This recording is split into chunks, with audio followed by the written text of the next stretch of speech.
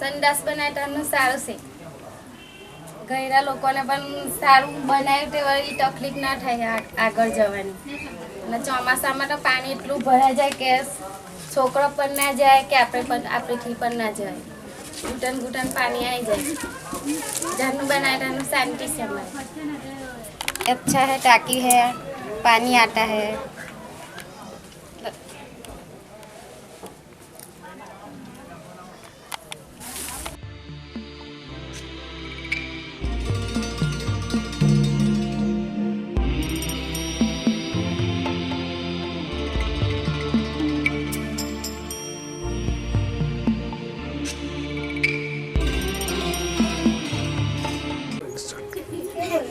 पहले मेरे घर में शौचालय नहीं था तो बाहर जाना पड़ता था. पहले बहुत तकलीफ होता था, झाड़ी में जाना पड़ता था बाहर ऐसे, और लेडीज़ लोग को भी बहुत तकलीफ होता था बाहर जाने के लिए. अब ये टॉयलेट बना दिया है BSF ने, बहुत अच्छा है. और जिसके घर में भी नहीं है उसको BSF कंपनी बना दे, ऐसी मेरी तरफ से शुभेच्छा है. और BSF कंपनी बहुत अच्छा काम किया है और आगे भी अच्छा काम करे, ऐसे मेरी रिक्वेस्ट है. जैसे टॉयलेट बन के अभी बहुत अच्छा है, रात को भी बाहर नहीं जाना पड़ा, दिन में भी नहीं जाना पड़ता है. अभी बहुत अच्छा कर दिया है BSF ने, और आगे ऐसा काम करे, ऐसे मेरी विनंती है. પહેલા સંડાસ નહોતું, વાવડીને ચરાતા હમણાં સારું છે બનાવ્યું તારે બોલે પહેલા બોગરું પડતું તો હવે સારું છે. પેટામાં વખત જરાતા હોય વાવડીમાં સંડાસ બની ગયું તારનું સારું છે. ચોમાસામાં બધું જવાનું અઘરું બહુ પડતું હતું. संडास बनाए तो सारू से. संडास पहले से अच्छा है, अब कोई खराबी नहीं है. मेरी बहन जाती है, मेरा सब परिवार जाते हैं और सबको अच्छा लगता है. और बरसात पड़ता है तो बरसात में कुछ भी पहले से जैसे बाहर नहीं जाना पड़ता. अब घर में संडास है तो घर में ही अच्छा है. पहले से अब कोई दिक्कत नहीं है. और हमको गर्भवती औरत होती है, इसको भी अच्छा लगता है. और किसी को भी कोई दिक्कत नहीं है हमारे परिवार में, और हमारे परिवार को कुछ भी दिक्कत नहीं है. पहले से अच्छा है, शौचालय बन गया, अब कोई दिक्कत नहीं. हमको बहुत दिक्कत होती थी. पहले बारिश में बाहर जाने के लिए बहुत दिक्कत होती थी, कीचड़ में जाना पड़ता था. अभी बन गया शौचालय तो आराम हो गया, बाहर जाना नहीं पड़ता. पहले हमारे घर में शौचालय नहीं था.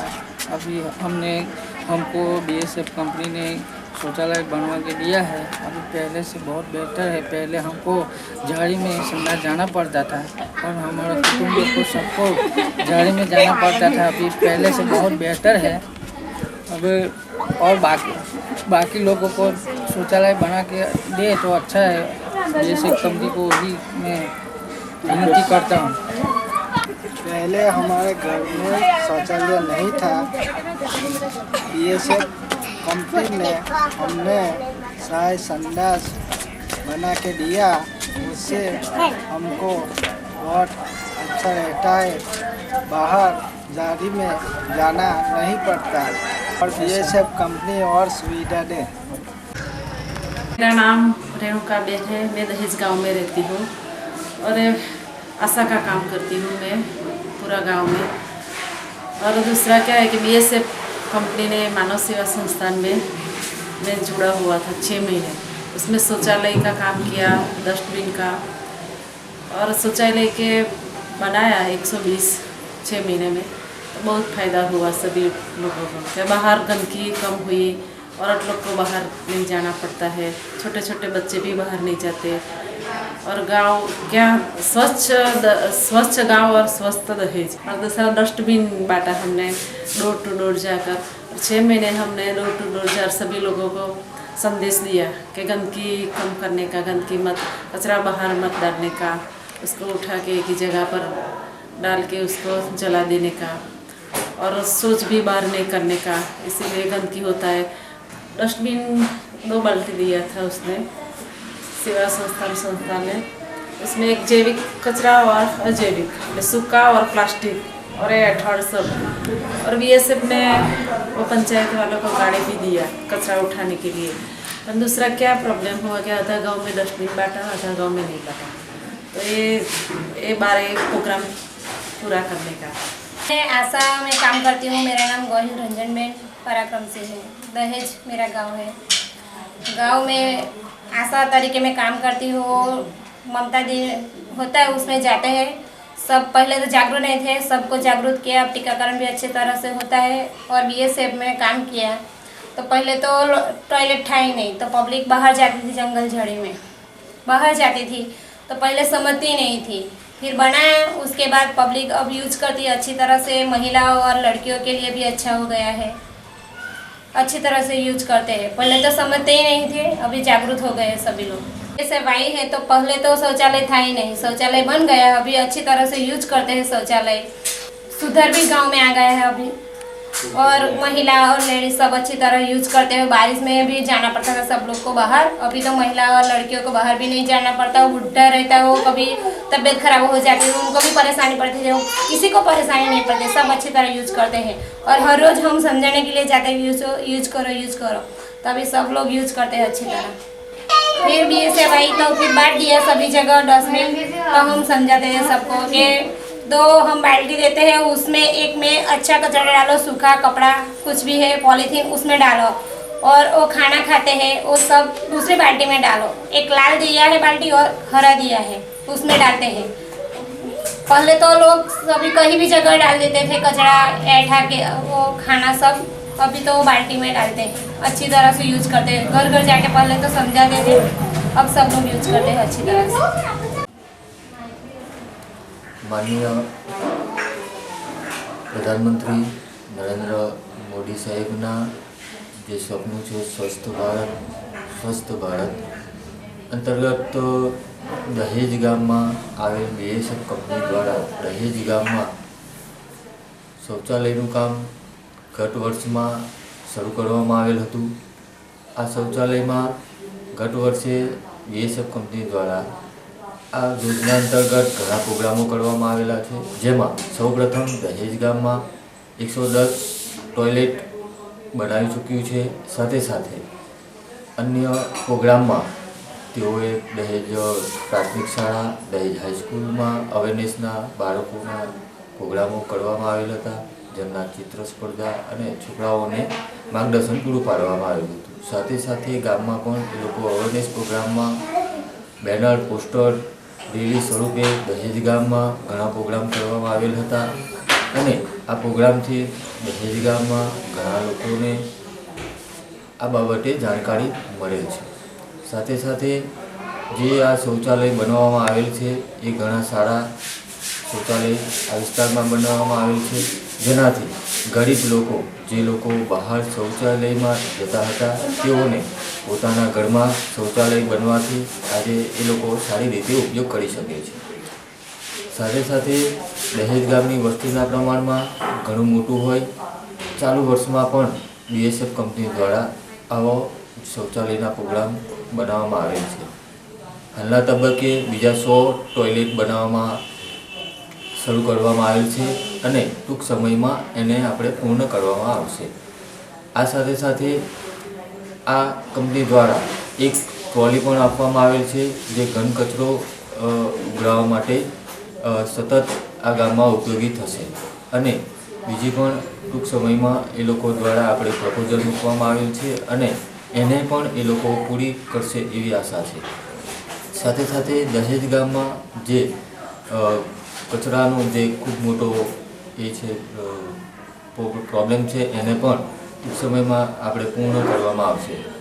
આ સાથે સાથે બીએસએફ કંપની દ્વારા આ વર્ષે શિક્ષણમાં પણ કામ કરવાનું વિચારે છે, તો દહેજ 2 સ્કૂલમાં ડિજિટલ બોર્ડ આપવાનું પણ વિચાર્યું છે। તો મેનેજમેન્ટ સાથે વાર્તાલાપ કરી અને આ કંપની એક સારું કામ કરવા જઈ રહેલી છે। શિક્ષણ અને જે આ સ્વસ્થ ભારતનો અભિયાન છે એને પૂર્ણ કરવા માટે આ કંપનીએ એક સારું કાર્ય આ વિસ્તારમાં ઉપાડેલું છે।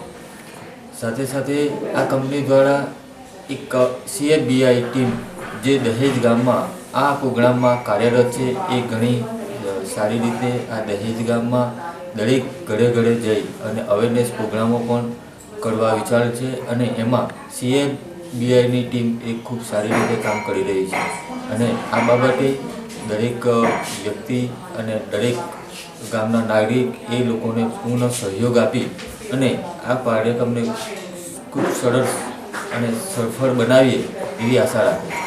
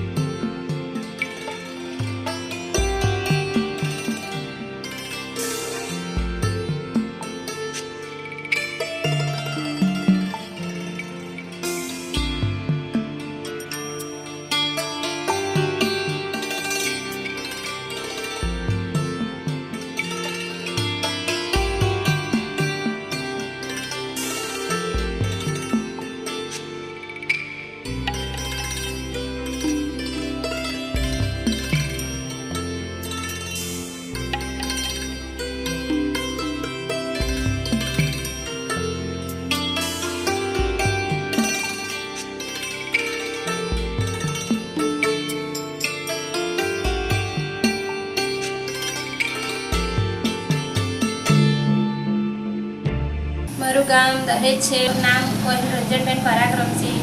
મેં આશામાં કામ કરું છું. હવે BSF ગામમાં આવેલા છે તો BSF વાળાએ પહેલાં તો બનાવેલા છે ટોયલેટ, ફરી બીજા બનાવે છે તો લોકોને જાગૃત કરીએ છીએ ઘરે ઘરે ફરીને. અને પહેલાં કરતાં લોકોને સ્વચ્છતા અને બધાને એવું લાગે છે કે ટોયલેટ બની ગયા છે તો હવે જંગલજળીમાં જવું પણ પડે નહીં અને પહેલાં કરતાં સ્વચ્છ રહેશે, ચોખ્ખું રહેશે ને બધી રીતે કે બીમારી જેમ કે ઝાડા, ઉલટી, ડાયરિયા કંઈ બી થાય એ હવે થાય નહીં, સ્વચ્છ રહેશે એટલે ગંદકી પણ દૂર રહેશે. મારું નામ રેણુકાબેન છે. હું આસામાં 5-6 વર્ષથી કામ કરું છું અને પહેલા 6 મહિના પણ અમે આ BSF કંપની તરફથી જે કામ સોંપ્યું હતું તે અમે ઘરે ઘરે ફરીને કામ કર્યું ને આ હમણાં પાછું નવેસરથી અમે BSF કંપનીમાં જોડાયા છે. આ વખતે અમે 100 શૌચાલય બનાવવાના છે BSF કંપની તરફથી. તેમાં અમે ઘરે ઘરે ફરી લોકોને જાણ કરી કે પહેલાં જે શૌચાલય બનાવ્યા હતા તેનો ઉપયોગ કરે કે નહીં કરતા. તો લોકો તરફથી સરસ જવાબ મળ્યો કે પહેલાં અમારી બાળકોને, સ્ત્રીઓને બહાર જવું પડતું હતું દૂર જળીમાં અને ગંદકી બહુ થતી હતી. હવે સરસ થયું, કંપનીવાળાએ અમને સરસ સહકારને આપ્યો. હવે નવા 100 બનાવવાના છે. એમને અમે 15 તારીખે પ્રોગ્રામ રાખીશું. એમાં બધાને બોલાવી એમને હસ્તાક્ષર કરાવીશું. ત્યારબાદ ટોયલેટ બનાવવાની શરૂઆત કરીશું. બીજી વાત રહી ડસ્ટબિનની. ગયા વર્ષે ડસ્ટબિન અડધા ગામમાં આપેલા અને અડધા ગામમાં બાકી રહેલા અને BSF કંપની તરફથી બીજી પણ સુવિધા પંચાયતમાં કચરો ઉઠાવવાની કરી હતી. અડધા ગામમાં ગંદકી છે અને અડધા ગામમાં ગંદકી નથી એટલે આ માટે આ વખતે BSF કંપનીને કહીએ છીએ કે પૂરા ગામમાં તમે ડસ્ટબિન આપો તો સારું રહે. ગામમાં બિલકુલ ગંદકી ના રહે, કચરો ગમે ત્યાં ફેંકે ના, રોગ થવાનો ભય ઓછો રહે. સ્વાસ્થ્ય વિશે નાના બાળકોને ટ્રેનિંગ આપીશું. એમની માતાઓને બોલાવીને બધું કહીશું કે આ રીતે બાળકોને તમે પૌષ્ટિક આહાર આપો, એમને થોડો રોગો પર ધ્યાન આપો. અને સ્ત્રીઓની પણ અમે કમિટી બનાવીશું.